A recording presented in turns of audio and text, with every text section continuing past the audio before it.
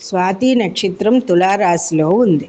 స్వాతి 1, 2, 3, 4 పాదాలు తులారాశిలోకి చెందుతాయి.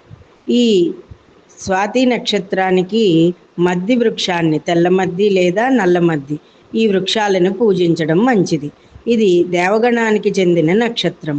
అంతేకాకుండా రాస్యాధిపతి శుక్రుడు, గ్రహాధిపతి రాహువు, వీరి ప్రీత్యర్థం శుక్రునికు అత్తి వృక్షాన్ని అనగా మేడు వృక్షారాధన, వేప రావి కలిసిన వృక్షాలను పూజించడం అనేది మంచిది. ఈ రాశి వారికి ఎక్కువగా సంతానం వలన ఇబ్బందులు ఉంటాయి.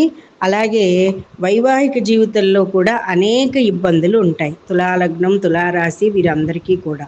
కాబట్టి వేప రావి కలిసిన చెట్లకి, వృక్షాలకి కళ్యాణం చేసినట్లయినా విశేష ఆరాధన వల్ల సుఫలితాలను పొందుతారు. అలాగే అర్జున వృక్షానికి అనగా మధ్య వృక్షానికి పురుష సూక్తంతో ఆరాధన చేసి ప్రదక్షిణలు చెయ్యాలి. అంతేకాకుండా ఈ రాశివారు దేవాలయాల్లో ఈ చెట్లని, వృక్షాలని పెంచి పోషించడం వలన కూడా వీళ్ళకి తగినంత శుభ ఫలితాలను పొందుతారు.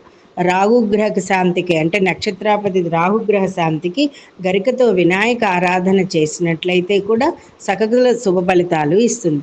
అలాగే శుక్రుడి యొక్క అనుగ్రహానికై మారేడు దళాలతో మహాలక్ష్మి ఆరాధన, అలాగే మారేడు వృక్షాలను పెంచి పోషించడం వలన శుభ ఫలితాలని ఇస్తాయి.